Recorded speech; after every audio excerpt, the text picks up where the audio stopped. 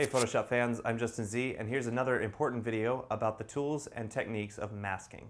Okay guys, so now that we have created a perfect mask, as you can see here, which is perfect, I'm going to show you a few things that you can do with it.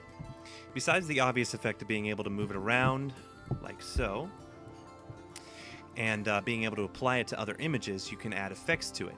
And the beautiful thing about adding effects to a vector mask is that the effects are scalable to the mask itself. So no matter what you do to the mask, the effect will follow suit. What I'm going to do is I'm going to press A, so I can make sure that the vector mask is selected, then press enter to make it invisible. Press enter again to make it visible again if for whatever reason you need to access it. And there's a few things I can do. You can go up to filter at the top of Photoshop and you can go through all these different effects.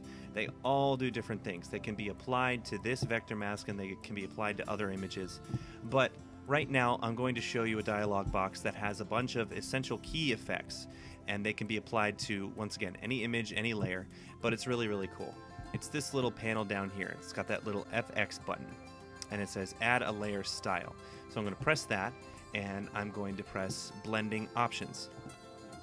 Now all those other options that you saw below the blending options button will bring up the same dialog box, but instead of being able to choose all these options, it will automatically set up an option for you. And that's fine because you can just take it off and do whatever you want. But I figured I'd just start from the top and show you what you can do. So with options like drop shadow, you get, well, obviously a drop shadow. It gives you a shadow over the layer itself and does it behind it. So you get a whole bunch of different options to change this. You can change the opacity. You can make it more apparent or less apparent to make it more realistic. You can change the angle that it's coming from. You can change the distance, so if there's no distance at all, then it shows up completely around the object itself. You can change the spread, and you can change the size. You can also change the contour, which creates different effects for the shadow. The one that looks like a triangle is the most realistic one, but each one can have all kinds of cool different effects, and it's really up to you on how you want to use it.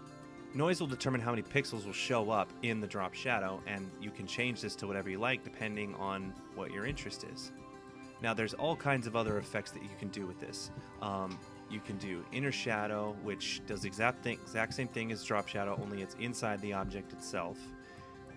You can do outer glow, which you can't see right now because the background is white, so I'm going to change that. I'm going to change the background color to black, okay, and then press Command Delete, and it changes it to black. So we click back on the bottle, we go back to FX, blending options, and we click on outer glow, and there we go. Now make sure outer glow is highlighted, that way you can make changes to the effect itself. You can change the opacity, you can change the noise to make it more gradient or not. You can change the color, which I usually recommend because yellow looks a little ugly on this, but white will look just fine. Spread and size. And that's pretty cool. You can do all kinds of cool things with it. And most of these effects have the same options, especially blend mode, which gives you all kinds of different options as far as how it will look.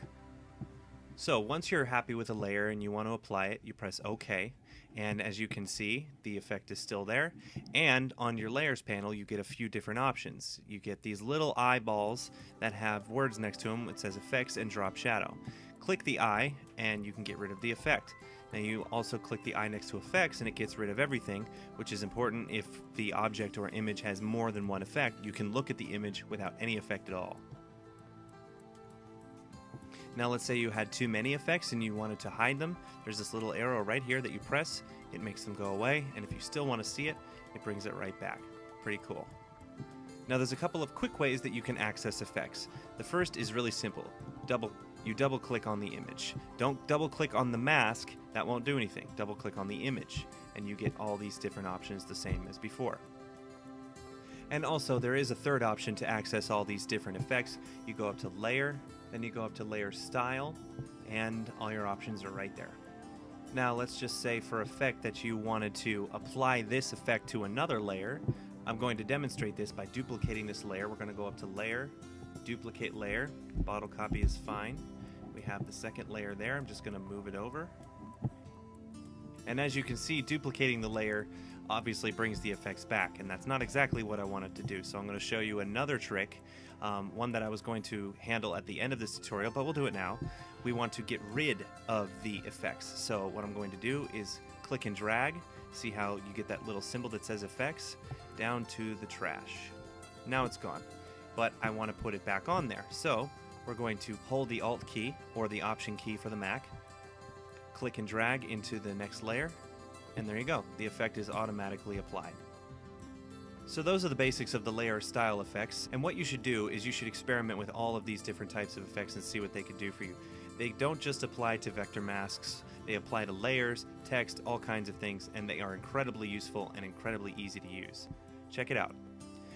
Thank you for watching. Please send any requests or questions about Photoshop to requests@mahalo.com, and please be sure to rate, comment, and subscribe below.